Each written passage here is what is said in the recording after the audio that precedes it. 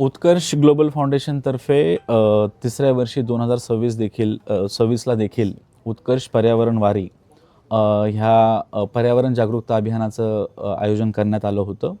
आणि ह्या वर्षी देखील 5 लाख कापडी पिशव्या आणि 5 लाख स्टील वॉटर बॉटल वारकऱ्यांच्या सेवेमध्ये आम्ही मोफत डिस्ट्रीब्युशन केलेलं आहे.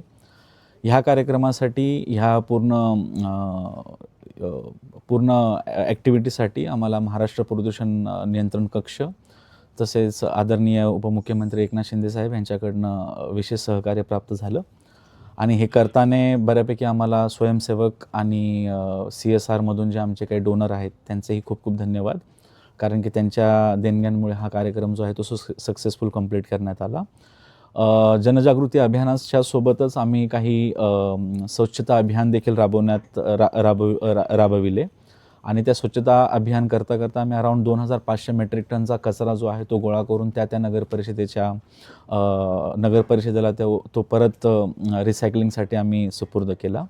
आणि पुढच्या वर्षी देखील उत्कर्ष ग्लोबल फाउंडेशनतर्फे ह्याच जोमाने आणि ह्याच उद्देशाने आम्ही पुढच्या वर्षी देखील वारकऱ्यांच्या सेवेमध्ये हजर राहू आणि ह्याचं आश्वासन मी उत्कर्ष ग्लोबल फाउंडेशनतर्फे देतो.